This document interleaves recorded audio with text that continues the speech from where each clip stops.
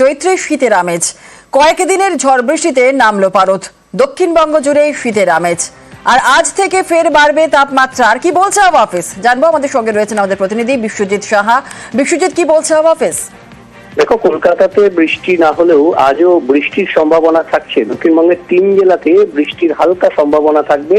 বাঁকুড়া, ঝাড়গ্রাম এবং পশ্চিম মেদিনীপুর, এই 3 জেলাতে হালকা বৃষ্টি বজ্রবিদ্যুৎ সহ হতে পারে 2-1 পশলা। তবে ওভারঅল দক্ষিণবঙ্গে তাপমাত্রা আজ থেকেই বাড়তে শুরু করবে। সকাল সন্ধ্যা একটা মনোরম পরিবেশ, কারণ এই আবহাওয়া কারণ হচ্ছে সর্বোচ্চ সর্বনিম্ন 2 তাপমাত্রাই স্বাভাবিকের বেশ কিছুটা নিচে। কলকাতাতে আজও 5 ডিগ্রি সেলসিয়াস নিচে রয়েছে সর্বোচ্চ যে তাপমাত্রা, গতকাল থেকে যেটা রিডিং হয়েছে, এবং এই তাপমাত্রা ধীরে ধীরে বাড়বে এবং শনিবারের মধ্যে কলকাতায় 35 ডিগ্রি সেলসিয়াস তাপমাত্রা ছুঁতে পারে। আপাতত আজ বৃষ্টি 2-1 জেলাতে যে হবে, তারপর আর বৃষ্টির কোনো সম্ভাবনা নেই দক্ষিণবঙ্গে।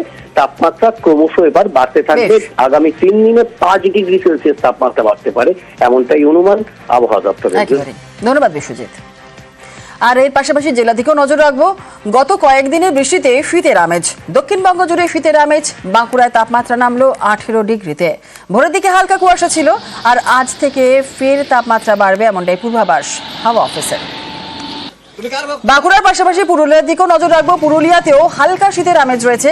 পুরুলিয়ার সর্বনিম্ন তাপমাত্রা 20 ডিগ্রি সেন্টিগ্রেড।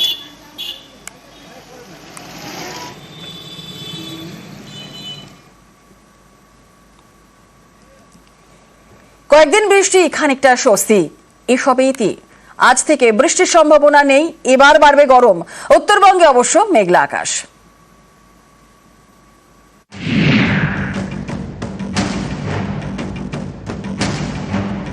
চৈত্রে গরমের জ্বালা, কিন্তু এবার একেবারে অন্যরকম। চৈত্রে যেন শীতের আমেজ, কিন্তু সেটা কয়েকদিনের জন্য। এই ঠান্ডা ঠান্ডা আমেজ আর থাকবে না। আবহাওয়া দপ্তর জানিয়েছে সোমবার থেকেই বাড়বে গরম। কলকাতার টেম্পারেচার, ম্যাক্সিমাম টেম্পারেচার মোটামুটি এবারে ধীরে ধীরে একটু বাড়ার সম্ভাবনা আছে। আর 25, 26, 27 এই 3 দিনই দক্ষিণবঙ্গের কোনো জেলাতেই কোথাও কোনো বৃষ্টির সম্ভাবনা নেই, প্রধানত শুষ্ক। রবিবার পর্যন্ত স্বস্তি। দক্ষিণবঙ্গের একাধিক জেলায় বৃষ্টি হয়েছে। সকাল সকাল তাই গায়ে চাদর।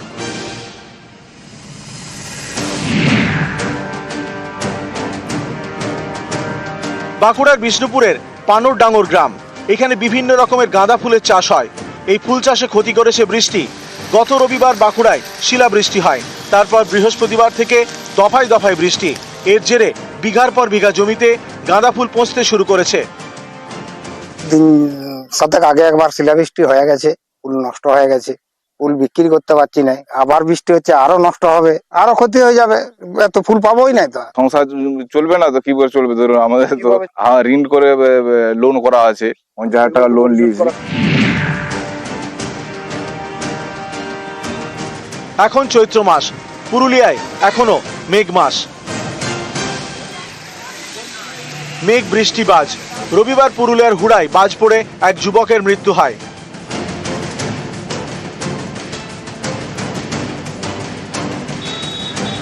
কালিম্পংয়ে সকাল থেকে মেঘলা আকাশ, বেলা বাড়তেই শিলাবৃষ্টি।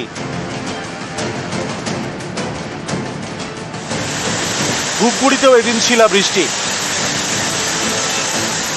বিক্ষিপ্ত বৃষ্টি হয় শিলিগুড়িতে।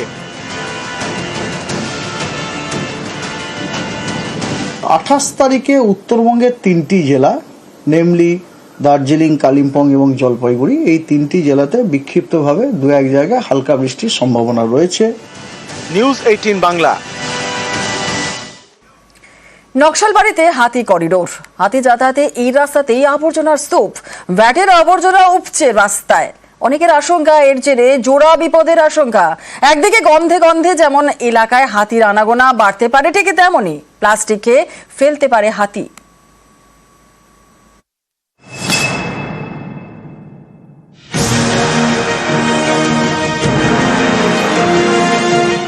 এটা এলিফ্যান্ট করিডোর, হাতি যাতায়াতের রাস্তা।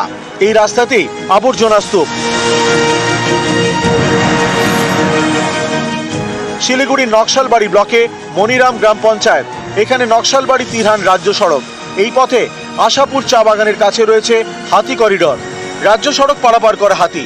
বছর 2 আগে এখানে একটি ভ্যাট তৈরি করে শিলিগুড়ি মহকুমা পরিষদ। শুধুমাত্র প্লাস্টিক ফেলার ব্যবস্থা করা হয়। সেই ভ্যাট থেকেই আবর্জনা উপচে পড়ছে রাস্তায়। এতে দুরকম বিপদের আশঙ্কা। খাবারের গন্ধে এলাকায় হাতির আনাগোনা বাড়তে পারে, এতে স্থানীয়দের বিপদ। অন্যদিকে প্লাস্টিক খেয়ে ফেলতে পারে হাতি, তাতে হাতির বিপদ। এটা বানানোর পরে না তো ওইখান থেকে কোনো ব্যবস্থা আছে, কোনো কিছুই নাই, কিন্তু এখানে কারো চোখ পড়তেছে না। হাতি তো এই যে এখান থেকেই তো পার হয়ে সে যদি এইসব খায়, আমরা তো চাই এটা তাড়াতাড়ি এটা আবর্জনাগুলো এটা সাফ করা হোক, বিপজ্জনক এটা। হাতি যখন ওই করিডোর দিয়ে যাওয়া আসা করবে, ওখানে বাধাপ্রাপ্ত হওয়ার পরে হাতিগুলো অনেক বসতি আছে ওই সাইডে ওরা চলে যাবে, ফলে মানুষ আর হাতির সংঘাতটা বাড়বে। পরিবেশন তো দূষিত হচ্ছেই, যেভাবে দুর্গন্ধ ছড়াচ্ছে, জনবসতি নেই যেখানে, ওই সব এরিয়ায় ড্যাম্পিং করা হোক। প্লাস্টিক ওয়েজের জন্য বানানো হয়েছিল। মানুষ সেই জায়গায় সব ধরনের ময়লা ফেলে সেটাকে ড্যাম্পিং গ্রাউন্ডে পরিণত করেছে। আমরা খুব দ্রুত এটা সমাধান করার চেষ্টা করছি। हम लोग कुछ न कुछ ऐसे इनिशिएटिव भी ले रहे हैं ताकि ये जो भी वेस्ट है, डिस्पोजल है, ये एलिफेंट कॉरिडोर से बिल्कुल दूर हो और सेफ मैनर में हो, क्योंकि ये एलिफेंट कॉरिडोर के पास रहेगा तो एलिफेंट इससे अट्रैक्ट होकर के उस एरिया में जा सकता है जो इसका नॉर्मल रास्ता नहीं है। জলপাইগুড়ির বানারহাট, এখানেও রয়েছে হাতি করিডর। মাস কয়েক আগে এই পথেও ছিল আবর্জনা স্তূপ, পরে সে আবর্জনা সরানোর কাজ শুরু করে স্থানীয় প্রশাসন। এবার নকশালবাড়িতে কি হবে? হাতি করিডর থেকে এই ভ্যাট কি সরানো হবে? হলে কবে? উত্তরের অপেক্ষায় স্থানীয়রা। নকশালবাড়ি থেকে Biswajit Mishra, news 18 Bangla. Solid waste management এর মাধ্যমে তৈরি করা হবে জৈব সার। মাথাভাঙায় প্রকল্পের উদ্বোধন করা হয় 2 বছর আগে, কিন্তু আজও তা চালুই হয়নি। জৈব সার তৈরির কারখানার বাইরে পড়ছে আবর্জনা, জমছে প্লাস্টিক।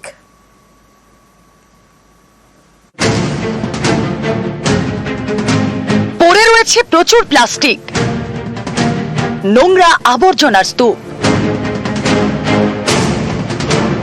কোচবিহারের মাথাভাঙার হাজরাহাট 2 গ্রাম পঞ্চায়েত, এখানেই পচনশীল আবর্জনা থেকে জৈব সার তৈরির উদ্যোগ নেওয়া হয়।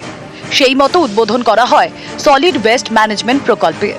তারপর কেটে গিয়েছে 2 বছর, কিন্তু আজও এই প্রকল্প চালু হয়নি, শুধুই জমছে আবর্জনা। সরকারের টাকা গেল লক্ষ লক্ষ টাকা, কিন্তু চালু এখনো পর্যন্ত হলো না। নোংরা আবর্জনা আইনের এখানে সমানে জমা করতেছে, কিন্তু কারখানার কোনো রকম কোনো কাজ হচ্ছে না। এটা তো দীর্ঘদিন ধরেই দেখতেছি এরকম আছে, এখনো কিছু হচ্ছে না, অথচ দুর্গন্ধই মানুষ জনের খুবই কষ্টকর হচ্ছে। প্রকল্পের উদ্বোধন করে পঞ্চায়েতকে কারখানা চালুর দায়িত্ব দেয় কোচবিহার জেলা পরিষদ, কিন্তু তারপর আর কাজ এগোয়নি। আমরা চেষ্টা করছি, ব্লকে আলোচনা হয়েছে যে মানুষদের সবাইকে নিয়ে সচেতনতা করা, চালু হবে, খুব শীঘ্রই চালু হবে। কোচবিহার থেকে রাজেশ দাস, নিউজ 18 বাংলা।